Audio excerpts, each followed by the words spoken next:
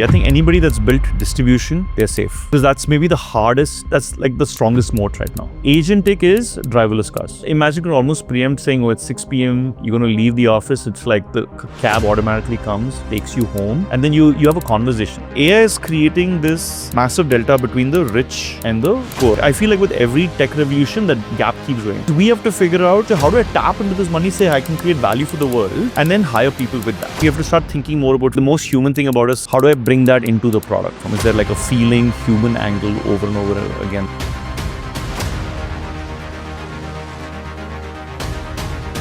Hi guys, welcome to our latest episode of Building in India. This time we have a really smart guest, Anirudh, co-founder and chief growth officer of Lyzer.ai. Welcome to the show. Hey, thank you for having me, Pushkar. First of all, I wish I did AI throughout my life. I feel like the last 3 years maybe has been the jam. We have done so many things in AI.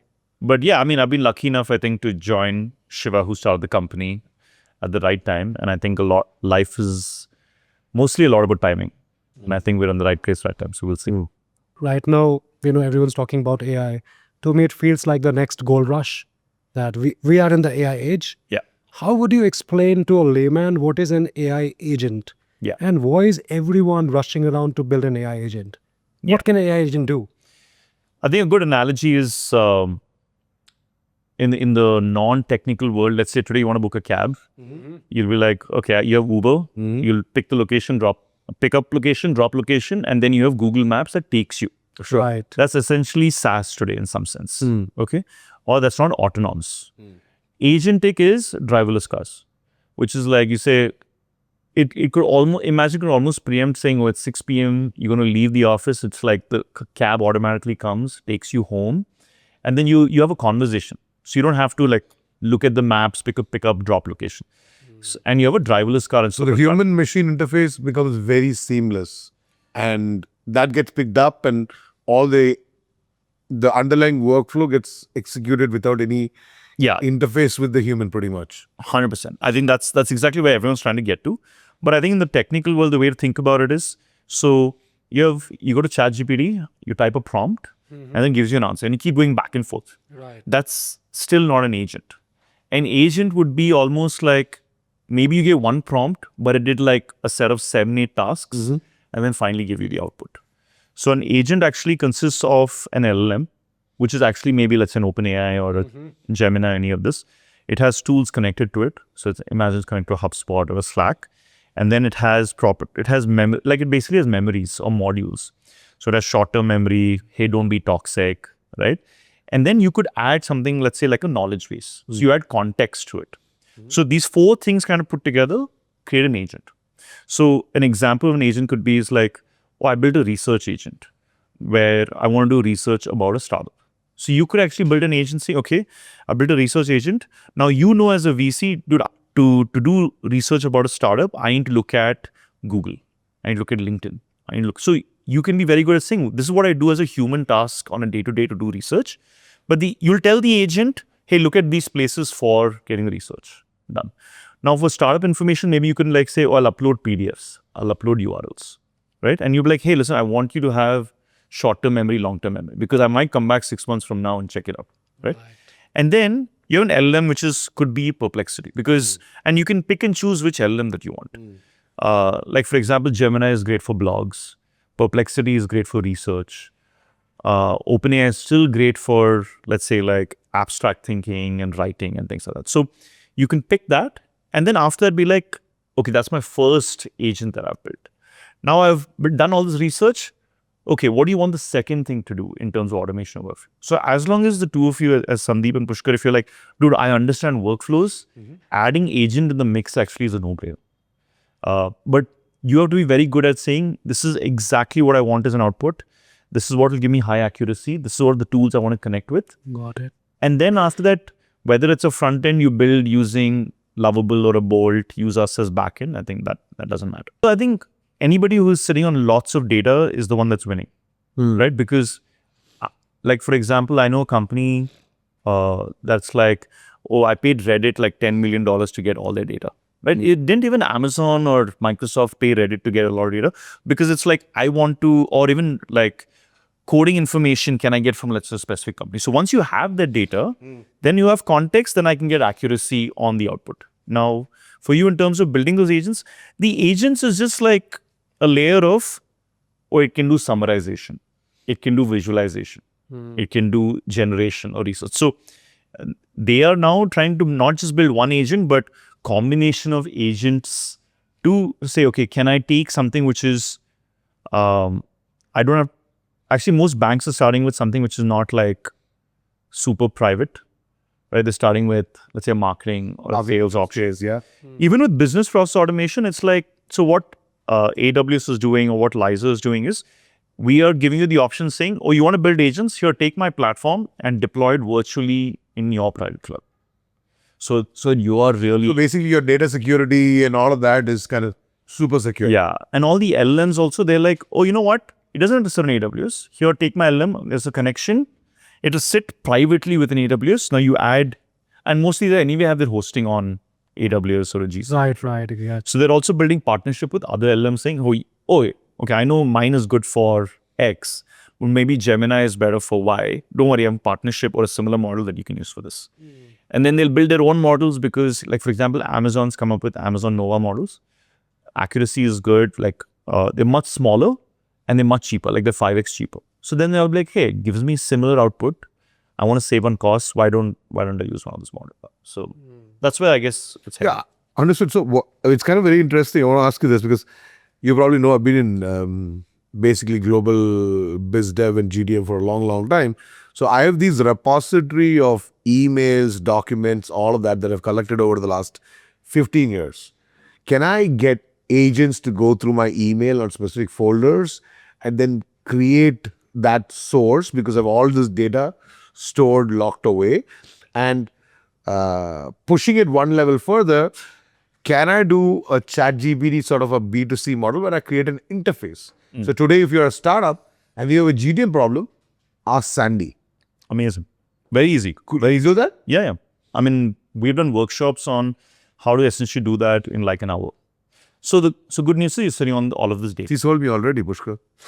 We should do a workshop. Yeah. Actually, it would be great if you got a lot of your GTM folks. Yeah. In an hour, let's see if you can put all that data, put a front end using a Lovable or a Bolt. Sure. And then add a Stripe and see if you can monetize it. Sure. That may be a good, fun workshop to do.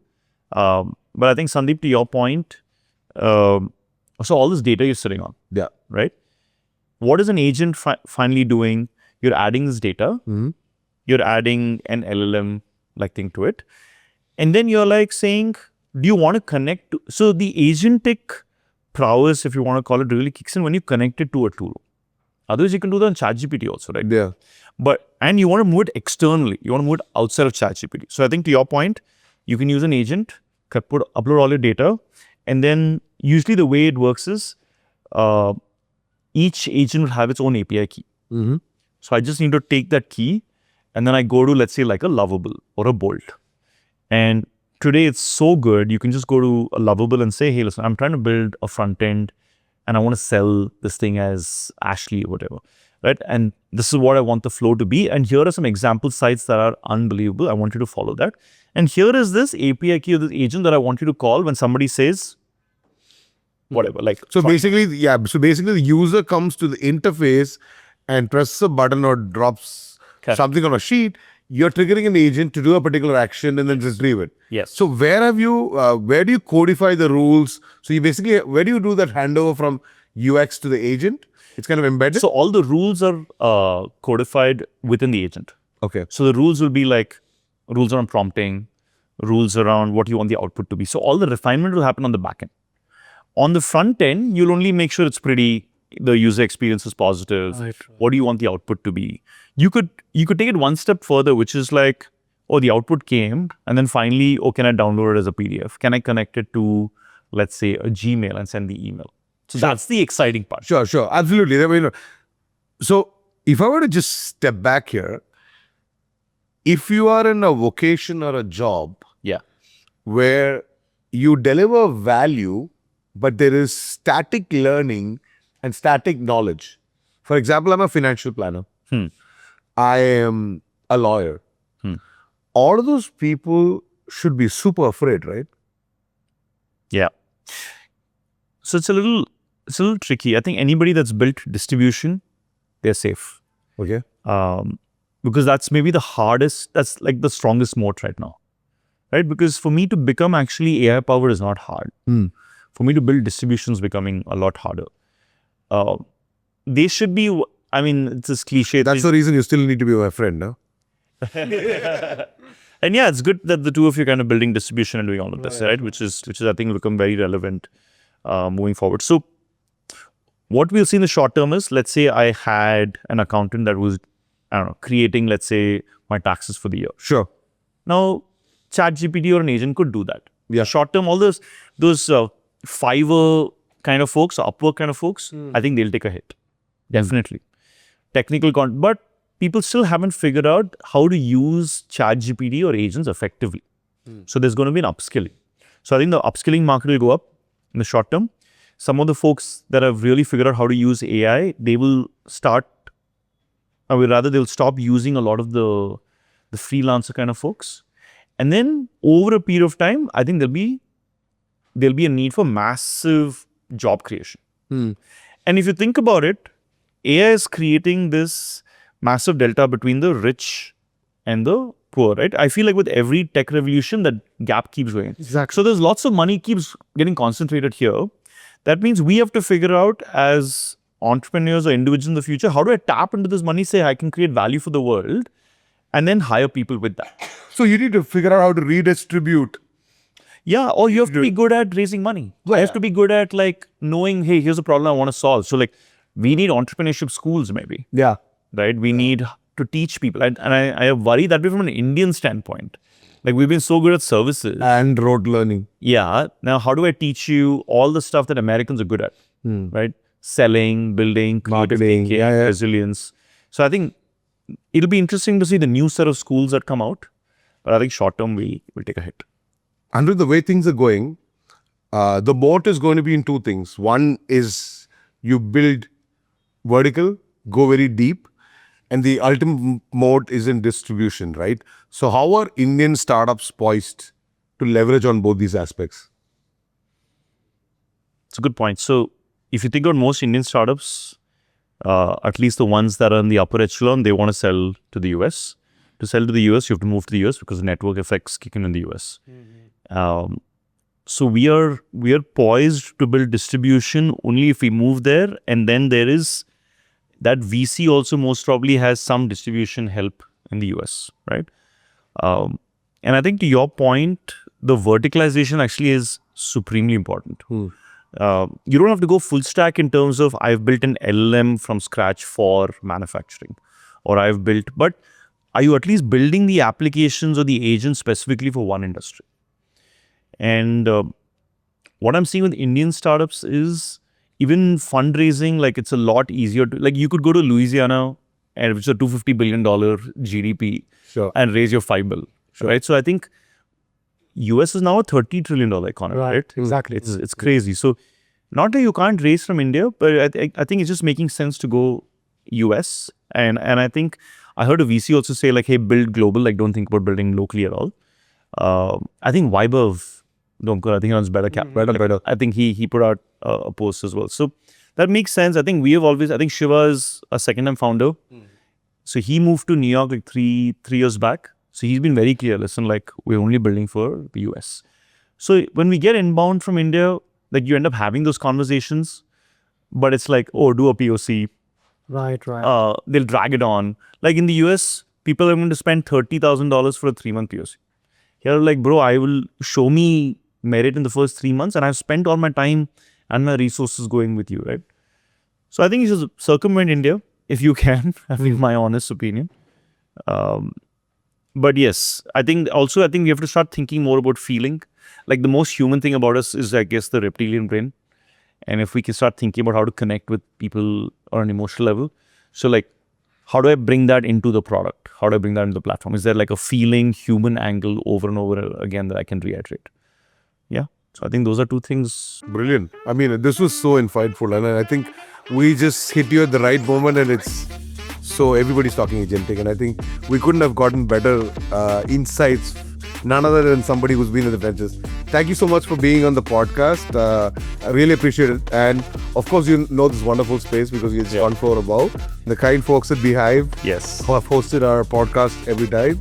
I hope you go on and scale this business. We hope so. A lot more. And And thank you so much for having me. I think both of you are superstars in your own help. It's good. Thank you. Thank you so much. Yeah. Many thanks for your time. Thank you. Thank you so much. Sit down. Bye.